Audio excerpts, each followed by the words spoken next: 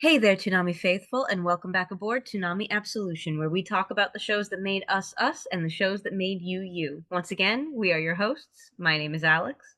I'm Sam. And I'm John. Beast Wars, Episode 9, Episode 10, A Better Mousetrap from October 8th, 1996, and Guerrilla Warfare. That pun. October 14th, 1996. We should point out that A Better Mousetrap has a different position in the season on home media.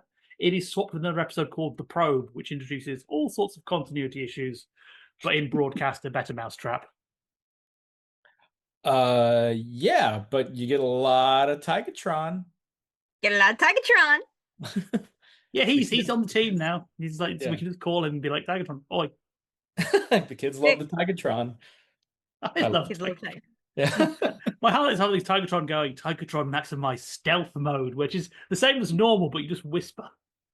Yeah, no, the sounds aren't as loud as you like change size. It makes me think of like Batman Begins, where like Batman engages the Batmobile stealth mode during that movie's big car chase, and all it does is turn off the lights. And it was like, Yeah. oh, okay. But he did it stealthily. Yeah. A Better Mousetrap has introduced some interesting questions about how Transformers work, considering we learn that it's Waspinator's on a sugar rush. Transformers eat sugar? What? Yeah. Poor Waspinator. He deserves better. I do like Waspinator complaining to himself the entire time. He's like, Waspinator gets no respect. We do get some more Black Arachnia this episode. Sorry. We do. She declares happily that she's been soiled working with them. Like, oh, Yeah. Interesting choice of words there. These are very fun episodes too, with seeing how the Maximals are handling part of their situation, especially when we see in the Better Mousetrap they're like improving Sentinel and trying to make it more efficient, and Rattrap and Dinobot end up getting into a tiff and breaking the console, so it means that the auto attack protocol is on everyone. Everyone is a threat. And we get to see Rattrap do some cool spy stuff, which is quite fun. He's a cool spy guy, as he declares himself. He's a spy guy talking about Brooklyn characters. It is really weird to see, because Rattrap in like the early episodes was like a coward, but in this episode he's like, hell yeah, I'm going to start running at guns and doing all these flips.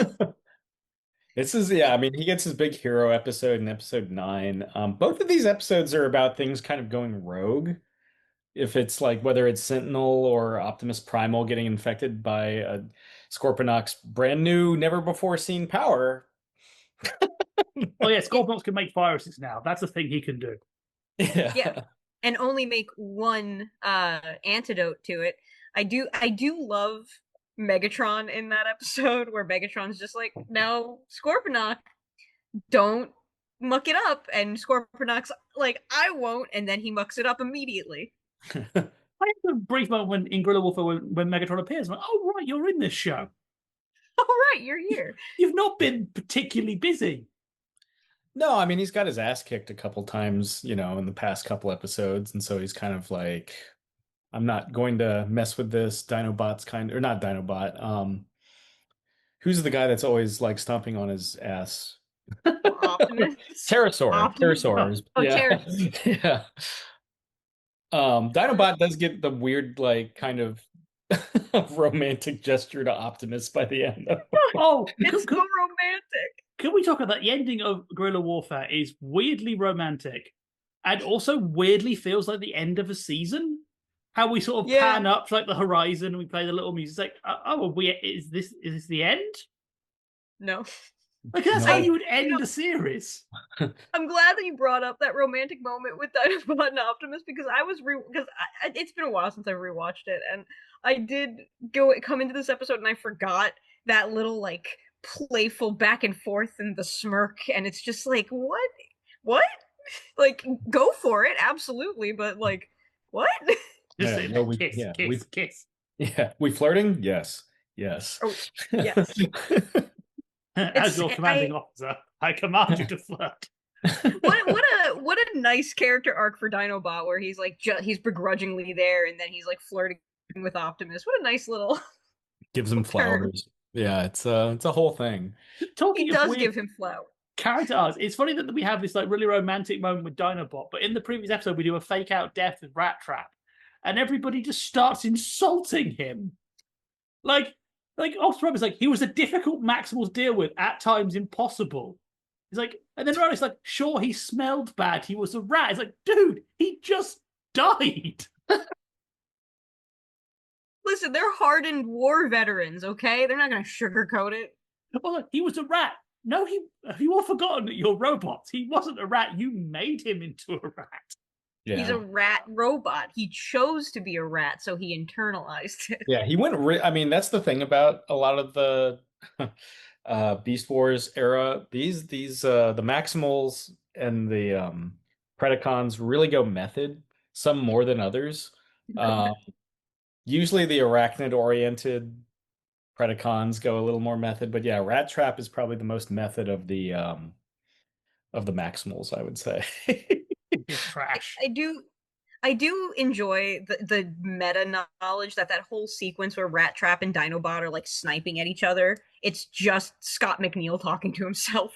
Yeah. Like I do love that meta knowledge where it's like this is a very fun scene, and those characters have such different voices that it really shows off the man's range. But it's because that's the thing when you have a voice actor doing multiple characters in one scene. Like Sabat kind of has some of this issue. It like had a little bit of this issue early on with Vegeta and Piccolo, but that smoothed itself out as he stopped doing the scary monster voice for Piccolo and started doing just grandpa voice.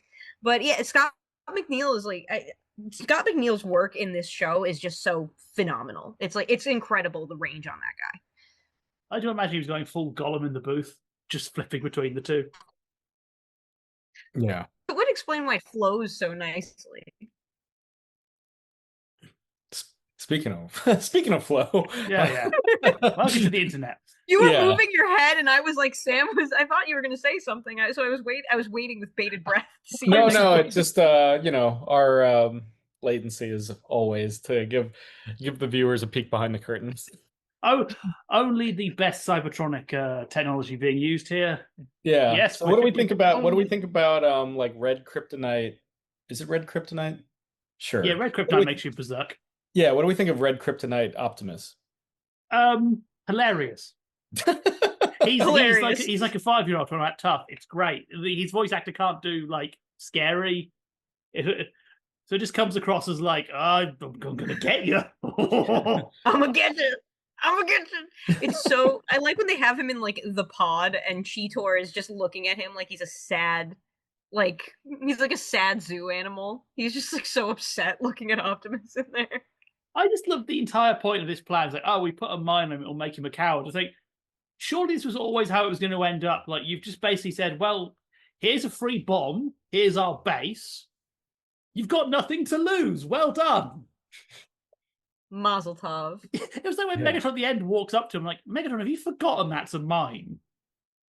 Also, we should all thank Megatron for being exceptionally kind to stay in animal form in the base, specifically so people can stick things to his neck. It's such a fun little dynamic that we kind of see because the Predacons are kind of just doing their own thing. Megatron right now is like taking bubble baths and working on his gunpla. Like he's just not interested in any of what's going on. And meanwhile, all of them are just doing whatever. It is kind of hilarious. He's reading Jurassic Park going, Yeah. Yes. Too many humans in this. Don't like it. Yeah. I mean, is the secret to beating the Predacons just Roid Rage Optimus? Is that the takeaway? I mean, pretty much. Yeah, I think that's the takeaway. Because he does it alone, basically, for most of this episode. Because this plan is like, surely just make it into a remote mine and just blow it up. Yeah, just blow him up. Like don't. But that's kind of the fun 80s-ness of the show in a way. Like we're not gonna do this the straightforward way. No, we're gonna Rube Goldberg our way into winning a war. Yeah, both these episodes have a lot of like these fans make so little sense when you think of it. Like I love we start off with their sort of security systems. Like, okay, it's non-lethal. That's pathetic, but that is what the heroes have to be. But no, it's an evolving system that fills rooms with liquids and like makes zero friction. Basically, it's a Portal level. I am surprised that this episode was not adapted to any of the Beast Wars video games. I looked into it, like, this feels tailor-made for like, hey, Rare, here's your level. It does feel like a level. Like, it kind of reminds me of, in a weird way, there's a part of Bungo Stray Dogs that has like this prison that's insane and like has the room is going to fill up with water, but this water has a separate molecule that makes it thicker, so you're not buoyant in it. It has that kind of energy, and I like that kind of stuff. It's dumb. It's so dumb, but it feels like Skeletor came up with it, and I love that. Yeah, I also love how the whole thing is based on right. Like, I hadn't installed the friend or foe program before you broke the console. So why aren't we blaming him for this? Like, surely the first thing you do is you install the thing that says don't shoot me.exe. First thing you install. Yeah. Isn't that like the first? Isn't that the first rule in RoboCop's programming and Ed 209's programming? Or I think that's like in the law of robotics. Yeah. It's like thou shalt perform. To be fair, Asimov hasn't been born yet in this continuity. Maybe this is what motivated him. Maybe Rattrap went, hey mate, just to say, robots shouldn't kill a human. I do also love how quick the Maximals are to just count one of their own as dead. Like, they're so ready. Every episode, when someone has gotten into some trouble and a corpse has not turned up, they're just like, that dude's dead. He's absolutely dead. Time to start the mourning process. Yeah. Time to claim his widow's pension.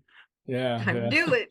Like, they're so ready, especially, and Dinobot especially is so ready to like make sure that someone is dead. He's like, nope, wash your hands of it. We're good. Yeah, we're moving on. It's hilariously pessimistic. We're meant to be like the heroes. It's like we always presume we're going to lose every fight we're in. We've just accepted this. And I think a lot of that comes from, and Alyx, you're the Transformers super fan among us, but I think a lot of that comes from like the Autobots' perspective after leaving Cybertron.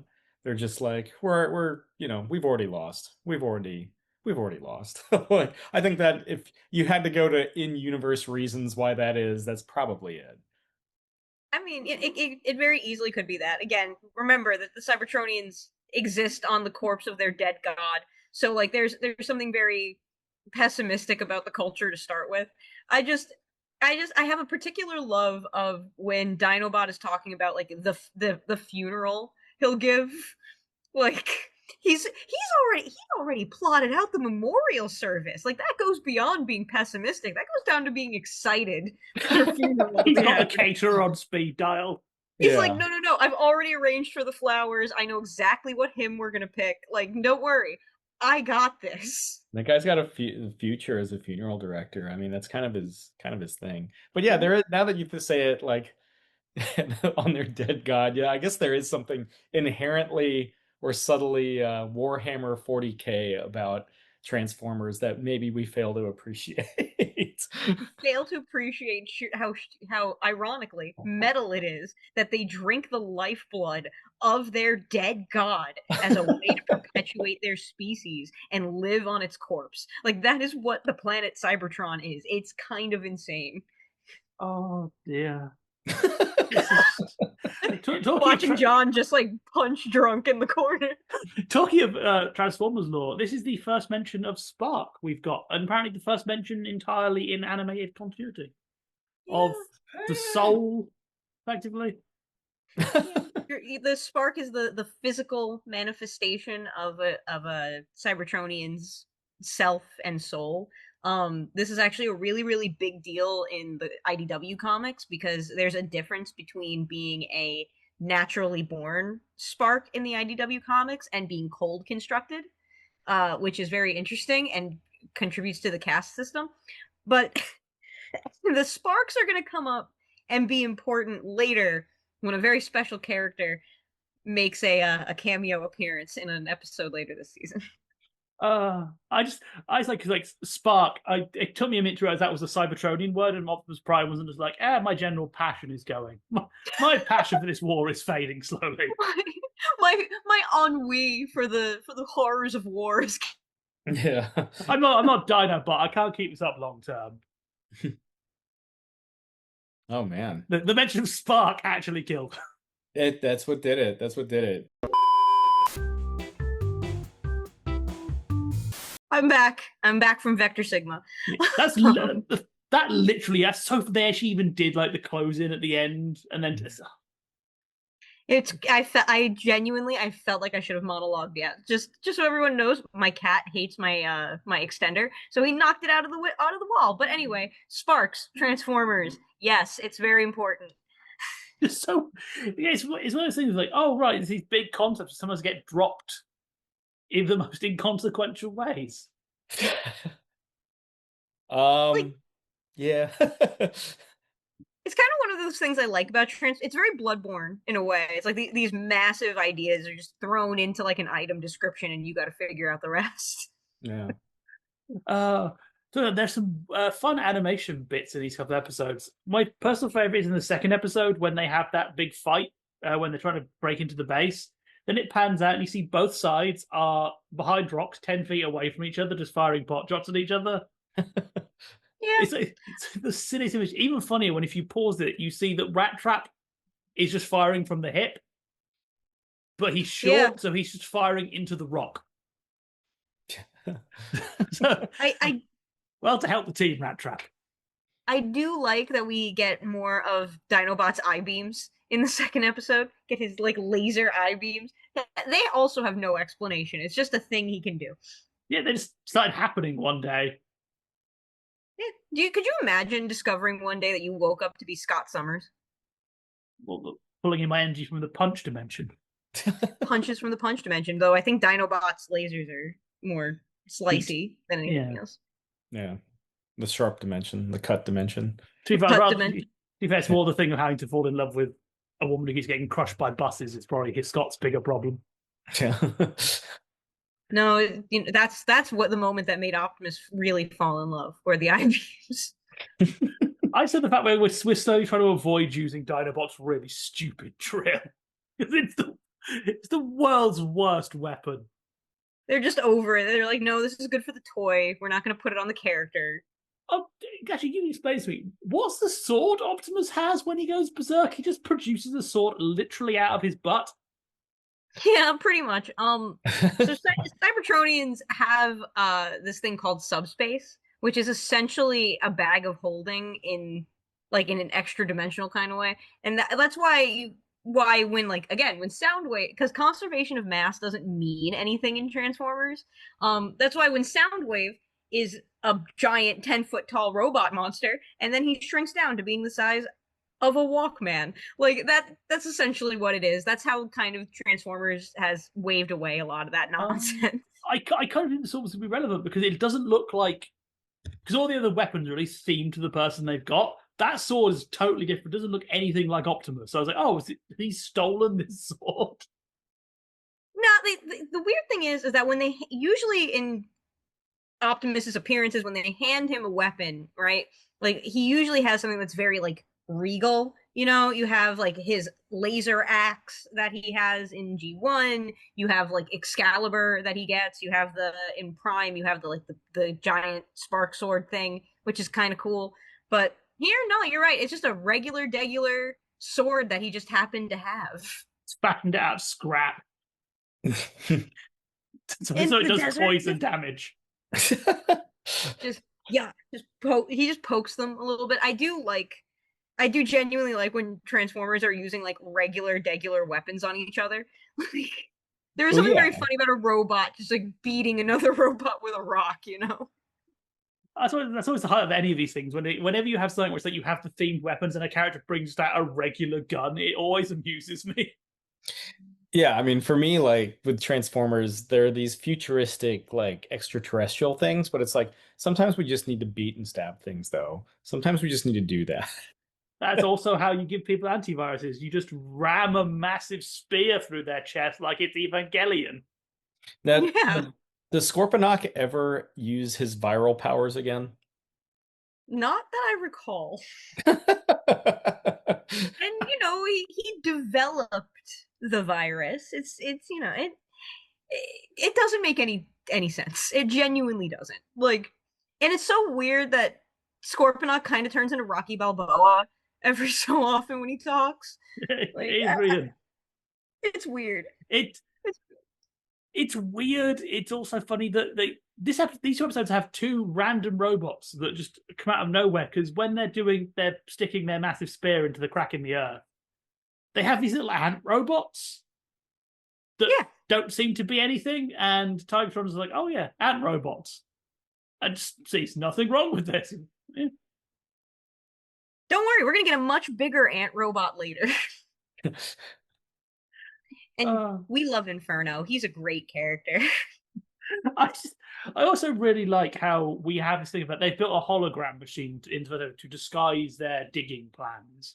Okay, but the hologram projector is very clearly the model for a heater. Yeah. Yes. It's very clearly, we had this for another project. We have a space heater asset. Just plonk it down. We're going to use that. We're going to call it something else, and no one's going to know. Yeah, nobody needs to know that we're doing, a reverse Shawshank Redemption kind of plot right now. We're just going to tunnel under here. That part is so funny because of how unrelevant it is to the entire storyline, apart from there's one big explosion, which is like, oh, it's left a massive crater. That's going to have an effect. No, it's gone next episode. Yeah. Nope, we're done. Yeah, wasn't even a minor inconvenience. So all of Waspinator's problems were for naught. Yeah. Poor Waspinator. Poor Waspinator. Nobody loves Waspinator enough. We do continue the fun trend about it of people getting crushed by rocks, because Dinobot gets it this time, which is always fun. I guess we've just decided that's the easiest way to animate someone getting hit, just to have a rock hit them.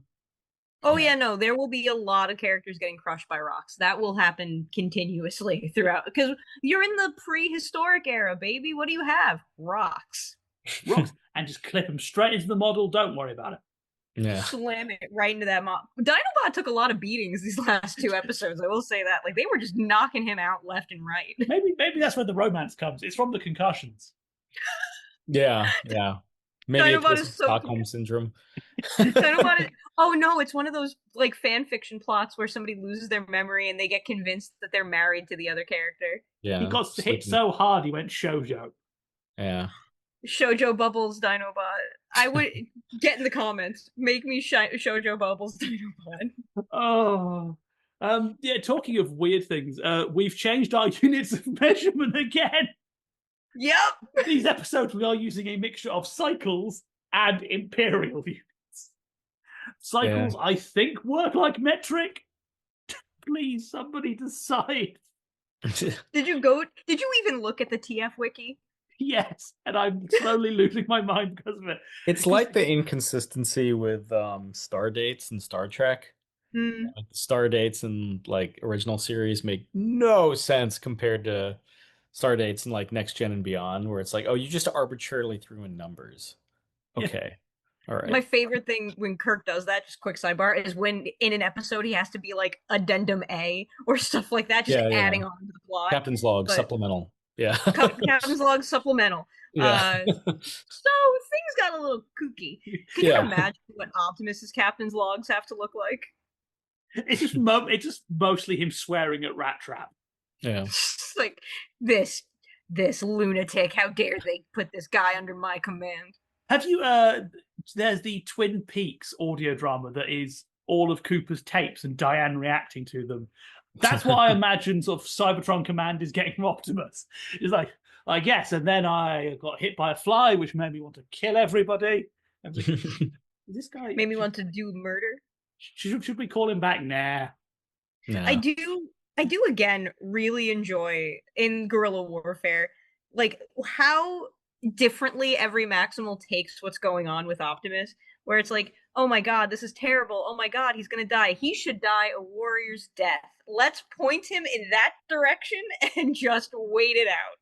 Yeah. And honestly, I kind of like that. I like how much personality all of the Maximals get, and that's such a take that's so different from G1, because so many of the of the Autobots didn't get real personalities, and these guys all do, and I really like it. I mean, it kind of also makes sense in context with the last episode because they're so quick to presume they're dead anyway. It's probably like, yeah, we already got the funeral. We got Rattrap's funeral plan. Just put 10 feet on the coffin. It's fine. Yeah. We've already started the buffet. We've got to do something with it. We ordered all of this good food, and these people are waiting. Someone has to die. That's the tagline for Hell's Kitchen, by the way. Yeah. The restaurant or the place? Yes. Oh. So we have one of those in DC now. It's on the river. The restaurant? Yes, as well as Hell. But they haven't just built a second Hell's Kitchen specifically for Daredevil to come. Yeah.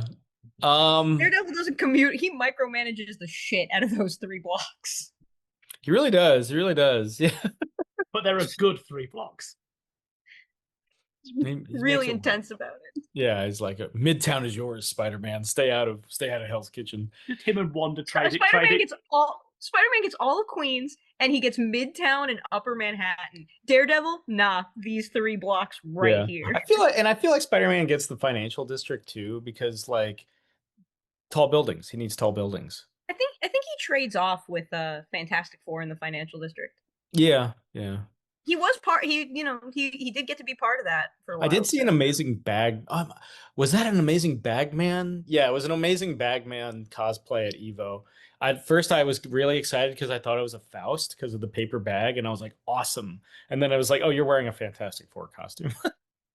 I also do have to throw out there, I do love when I know that Sam is not enjoying the things that I put forward. He when finds you find gaps. another I mean, I've talked topic. about Roid Rage Optimus. I talked about Tigatron.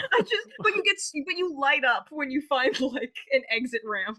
Oh sure, yeah. I mean, yeah. Well, talking of exit ramps, I found something very funny this week about this. In that, so guerrilla warfare introduces a concept that the Transformers' swear of choice is slag.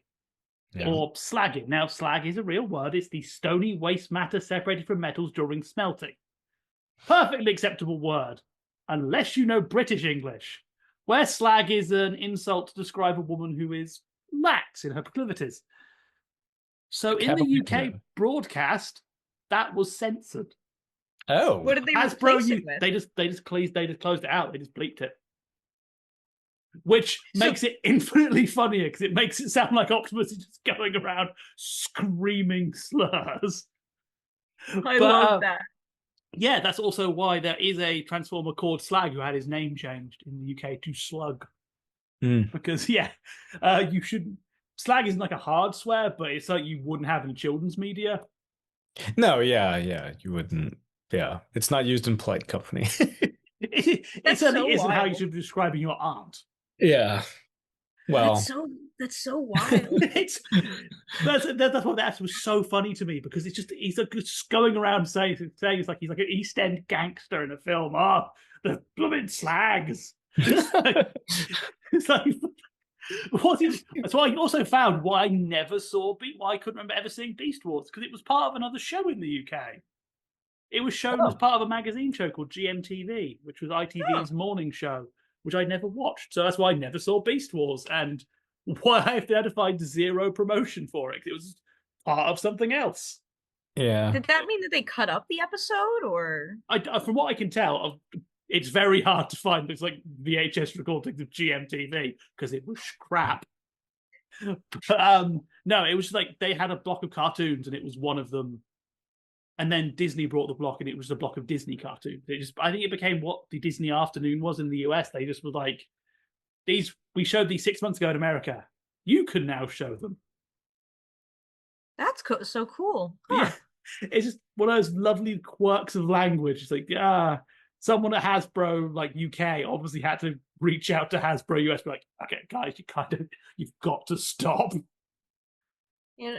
Man, when Rattrap calls Dinobot a slag and saurian, like, man, people in the UK must have thought he was just like really going in. Yeah. It's a weirdly aggressive, like it has beautifully aggressive undertone because of it. Also, it makes the constant shouting, "I'm going to reduce you to slag." I'm even more interesting. Like I'm going to open your windows to non-monogamous relationships, Megatron. Like, First of all, Megatron has a very open mind. That's why he sounds like Tim Curry. oh, it's just so one of those things. You go, oh right, that would have been a problem, but just, no one thought of it because this was back in the day when you didn't care about your international license. Really, it was bonus money. That's so interesting because like the company Mainframe Entertainment is a Canadian company, Yeah. and they're better than Americans at understanding some of these nuances.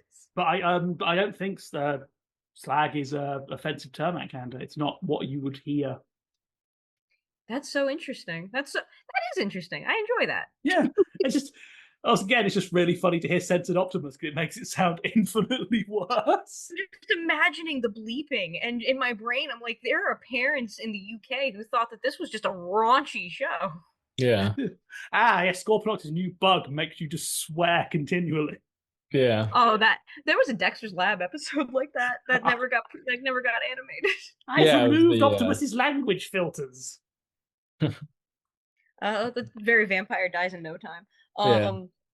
Yeah. So, oh man, I genuinely, I do. There's so much about Beast Wars I love, and then I remember so many of the weird parts of Beast Wars where it's like, wow, there's such a weird time in 90s animation where like kids shows were either really wacky or they were starting to get really dark, and Beast Wars flip-flops kind of between that, and it starts doing that more and more as the show goes on. And not to compare it to Reboot again, but to compare it to Reboot again, the same thing happens to Reboot. So it's occupying this weird middle space in children's animation that lets you do stuff like having like cursing apparently, but also it lets you do stuff like be a little bit more violent and talk about these things, but it also is going to make you do like the sitcom laugh track at the end of the episode. What I find fascinating about like going back to Beast Wars, especially, because I used to watch it scattershot when it was initially aired, which revisiting these episodes is almost ideal because it's like so many of these episodes are just kind of like one off, like, oh, it's what's happening today with the Maximals. like we haven't really started hitting those like overarching lore episodes yet. I think they're coming up soonish.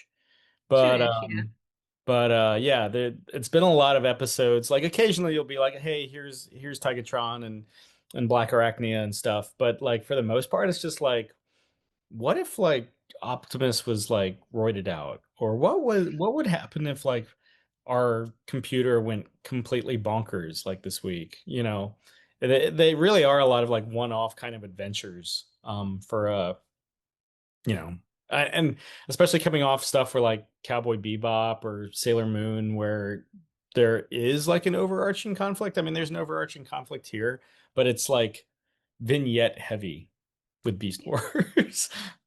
Yeah, that's what I thought. Kind of like this episode. It's so funny that we've got the situation where we're doing what are two quite standard action plots for the era. Sort of our computer system has gone wonky, and a hero becomes bad guy for an episode, kind of thing. But we approach them in such an off-kilter way, they become these strange, like, defamiliarization exercises. I'm aware of this trope, but this isn't usually how you approach this trope. Yeah. Also, I should point out, I love how the inside of the Cybertronic security base is just a TARDIS. It's the white TARDIS console because, why not? Everybody loves Doctor Who. Everybody loves it. And like that's just it. Everybody loves Doctor Who. Including especially Cybertronians. Especially Canadians. Yeah. But yeah, it's any final thoughts? Yeah, final thoughts. I mean, Tigatron's cool. Always love it. Like I say, I always love Tigatron. So it was cool to see him get the hero moment.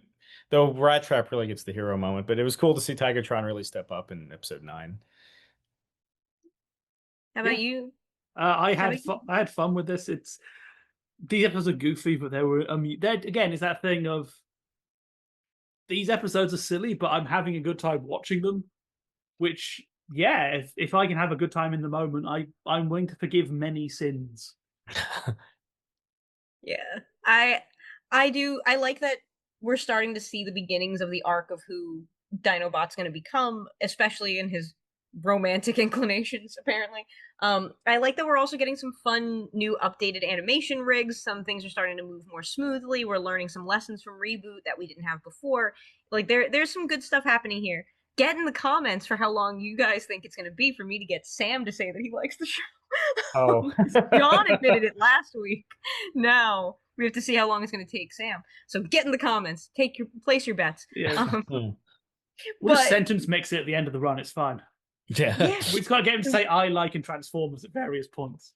and then we're just gonna like put it into Chat GPT and make it do its thing. But speaking of Chat GPT and robots, that does mean that it is time for us to pull into our final destination. That's right, it is time to disembark from Toonami Absolution. We want to thank you once again for joining us and talking about the shows that made us us and the shows that made you you. Once again, we have been your hosts. My name is Alyx. I'm Sam. And I'm John. And we'll see you next time. Bang. Roll out.